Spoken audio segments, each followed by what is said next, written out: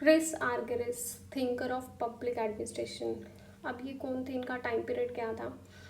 ये 1923 से लेके 2013 तक के एक थिंकर थे। ये एक अमेरिकन बिजनेसमैन, थ्योरिस्ट और प्रोफेसर थे।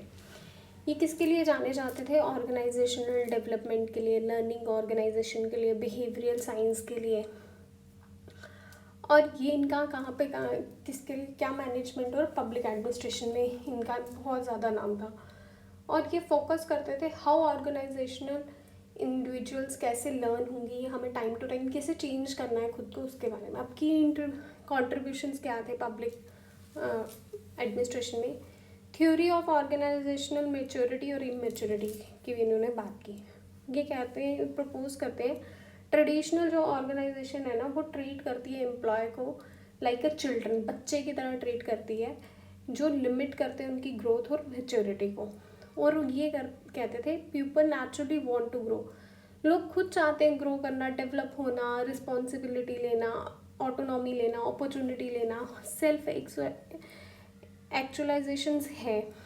फिर इमेच्योर में क्या हम बात करते हैं कि बहुत रिजिड है, स्ट्रिक्ट है, एम्प्लॉय के लिए कोई मोटिवेशन नहीं है। मेच्योर में ये बात करते हैं पार्टिसिपेशन की, ग्रोथ की, सेल्फ डायरेक्शन की। अब सिंगल लूप और डबल लूप लर्निंग में क्या है? सिंगल लूप लर्निंग में fixing of errors with existing policies. आप फिक्स कर दो एरर्स को, जो भी पॉलिसीज कर रही है, विदाउट क्वेश्चनिंग, कोई क्वेश्चन नहीं होगी। लाइक ए थर्मोस्टाट को जैसे हम एडजस्ट करते हैं टेम्परेचर व्हेन टू हॉट और कोल्ड होता है। डबल लूप लर्निंग में क्वेश्चनिंग भी होगी, मॉडिफाई भी किया जाएगा, कोर वैल्यूज़ को देखा जाएगा, प्रिंसिपल को देखा जाएगा, पॉलिसीज़ को देखा जाएगा, ऑब्जेक्टिव्स को देखा जाएगा। जैसे सिंगल लूप में करेक्टिंग एन एम्प्लॉय मिस्टेक, एक एम्प्लॉय की मिस्टेक को करेक्ट करना। और डबल लूप में rethinking whether the existing rule caused the mistake, जो एग्जिस्टिंग रूल्स है क्या उनकी वजह से मिस्टेक हुई है। This theory helps the public. ये क्या हेल्प करती थी कि ऑर्गेनाइजेशन में हम कैसे अडाप्ट कर सकते हैं, कैसे इसको और डीपली समझ सकते हैं। फिर है model 1 and model 2 behaviour. Model 1 है डिफेंसिव मॉडल, जिसमें अवॉइड करना है कन्फ्लिक्ट्स को, कंट्रोल करनी है सिचुएशंस, डिफेंड करना है पोजीशन को, अवॉइड करनी है एम्बैरेसमेंट, फेलियर, टिपिकल इन जो ब्यूरोक्रेटिक ऑर्गेनाइजेशंस में होता है। मॉडल 2 है ओपन मॉडल, जो ओपन कम्युनिकेशन की बात कर रहा है, शेयर कर रहा है कंट्रोल को, कोलैबोरेशन को, प्रॉब्लम सॉल्विंग को। ये आर्ग्यू करता है move from model 1 to model 2, कि हमें मॉडल 1 से मॉडल 2 की तरफ जाना चाहिए, जो हमारी लर्निंग को इफेक्टिव बनाएगा। पब्लिक एडमिनिस्ट्रेशन में देखा जाए तो ह्यूमन रिलेशन, ऑर्गेनाइजेशन बिहेवियर में लिंक करता है, सजेस्ट करता है एम्प्लॉय के पार्टिसिपेशन को, डिसेंट्रलाइजेशन को, ऑर्गेनाइजेशनल लर्निंग को, इन्फ्लुएंस करता है good governance, organisational transparency, change management को, क्रिटिसाइज करता है कुछ रूल को, कॉन्सेप्ट को, जो मतलब बहुत रिजिड चीज़ें हैं उनको। Real life organisation face political और स्ट्रक्चरल बैरियर्स, जो डबल लूप लर्निंग में है उनको क्रिटिसाइज कर रहा है। समरी टेबल देख लो, उसमें मॉडल 1 में क्या है, मीनिंग क्या है, कहाँ एप्लीकेबल है और कहाँ नहीं, क्या कॉज है रिजिडिटी।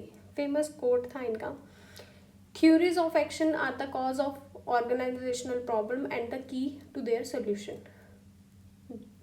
क्रिस आर्गेरिस कहते हैं जो थ्योरी है ना एक्शन की, वो ही कॉज है ऑर्गेनाइजेशनल प्रॉब्लम्स का, और वही and the key to their solution, solution भी उन्हीं की चीज़ें हैं अगर हम थोड़ी सी मॉडिफिकेशन करें। अब लिंक करते हैं करंट अफेयर के साथ देखा जाए, डबल लूप कोविड और पैंडेमिक के टाइम में देखा गया। ठीक है, हमने यहाँ पे इनिशियली पहले क्या ये यूज़ किया, सिंगल लर्निंग ग्रुप यूज़ किया। फिर successfully countries like New Zealand, south Korea, वहाँ पे क्या अडॉप्ट है, डबल लूप, वो रिवाइज करते हैं पॉलिसीज फंडामेंटल को। इन इंडिया प्रोग्रेसली शिफ्टेड टू, अब हम किसकी तरफ शिफ्ट हो रहे हैं, डबल लूप की तरफ। जैसे आरोग्य सेतु ऐप लाया, मिशन कोविड सुरक्षा आई, एनकरेज किया स्टेट लेवल ऑटोनॉमी को, ऑर्गेनाइजेशनल लर्निंग की, फ्लेक्सिबिलिटी को बढ़ाया। Behaviour model 2 behaviour and good governance initiatives में देखा जाए तो digital India, e governance, transparency की बात की। पब्लिक पार्टिसिपेशन प्लेटफॉर्म्स में हमने माई गवर्नमेंट लाया। ओपन कम्युनिकेशन की बात हो रही है, collaborative governance model, COP summits. फिर 73rd and 4th constitutional amendments हैं। ऑर्गेनाइजेशन मैच्योरिटी और ब्यूरोक्रेटिक रिफॉर्म्स में हमने PM 15 point agenda for civil services ये लाया। Autonomous learning responsibilities. UN और ग्लोबल ऑर्गेनाइजेशंस में देखा जाए तो UN WHO ने पेंडेमिक के time adaptive mature institution effective governance को इम्पोर्टेंस दी।